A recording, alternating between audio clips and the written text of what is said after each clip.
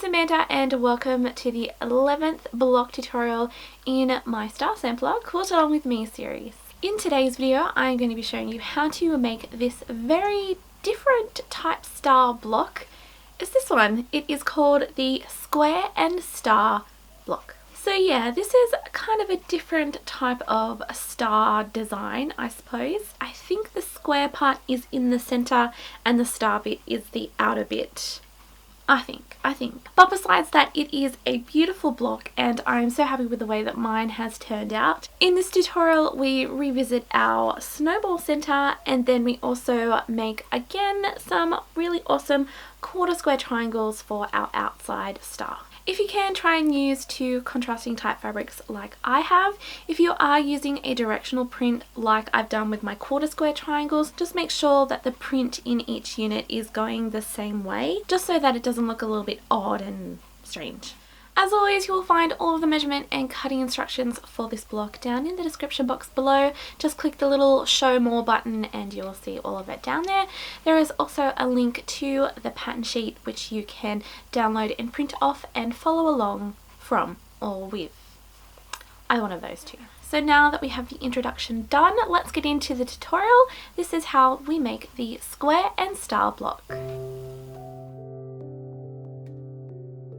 The fabrics I'm using to make block 11 include the Kerchief Solid for the background, XOXO Basics in Lightning for my center print, and then Print Shop in Bricka Black for my outside print. So to make the square and star block, you will need to cut 4 3.5-inch squares, 4 4.5-inch squares, and 1 4 3/4 square from your background fabric, 2 4-inch squares from your first print fabric, and then 4 4.5-inch squares from your second print fabric. To start, place the smallest background fabric squares to one side, then pile together the 4.5-inch squares and place to the side as well. With the leftover first print fabrics, neatly stack one square onto the other and then cut them in half with a ruler and blade. Grab the 4 3/4 center background square and neatly fold it in half, and then half again, pressing the edges down. Take a cut triangle and fold it in half.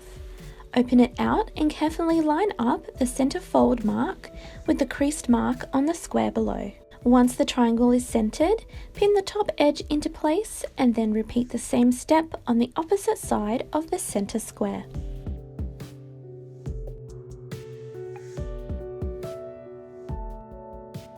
At the sewing machine, sew a 1/4-inch seam along one pinned edge and then the other. At the ironing board, gently press each seam out towards the triangle units with a medium to hot steamy iron. Before pinning on the next two triangles, quickly trim off the excess bunny ears from each edge, eliminating any excess bulk from the block. With the last two triangles, fold each in half, matching up the creased fold lines on the center square, and pin each one securely into place. Sew again another 1/4-inch seam down each edge and then press the seams outwards towards the triangle units. To finish the center unit off the block, grab a set square ruler and square the unit up to a perfect 6.5-inch square.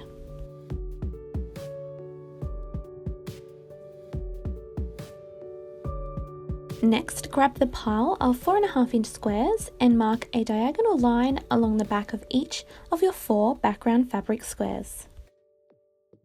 Pair each of these with a second print fabric square, neatly lining up the edges and then pinning them together. Keeping to a true 1/4-inch seam, sew along the left-hand side of the pencil line on each pair, feeding one through after the other. Then turn the chain squares around and sew another 1/4-inch seam down the other side of the center line. Snip the joining threads and then carefully cut each pair in half with a ruler and blade, resulting in 8 half-square triangle units. Press each unit open with the iron, ensuring each seam is pressed towards the darker side of fabric. Then patiently trim up all 8 half-square triangle units to a perfect 4-inch square using a set square ruler. Next, separate the half-square triangles into 2 piles of 4. Place one pile to the side and then with the other, mark a diagonal line on the back across the center seam with a pencil and ruler. Then evenly pair each of these units with a non-marked half square triangle unit, ensuring that the two fabrics are opposite each other on one side and that there is an hourglass or X design on the other. After pinning the pairs correctly together, sew a 1/4 inch seam down the left hand side of the center line, feeding the next pair through as you go. Then turn the chained units around and sew another 1/4 inch seam along the other side of the line. After snipping the joining threads, carefully cut each unit in half with a ruler and blade, resulting in 8 1/4 square triangle units. Press the seams of each of these units to one side and then trim each one up to a perfect 3.5 inch square using a set square ruler.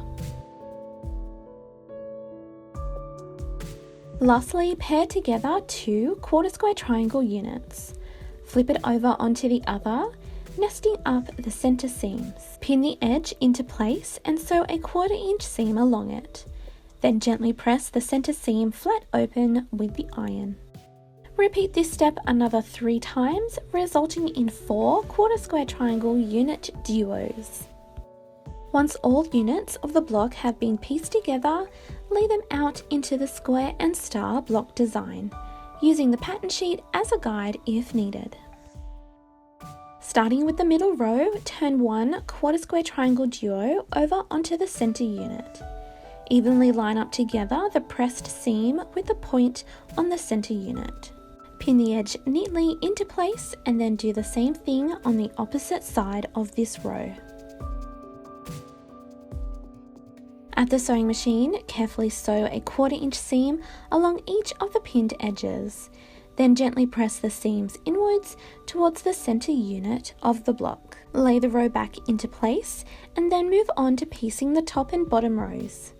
To do this, flip each of the corner squares onto the 1/4 square triangle duo units and pin each one evenly into place.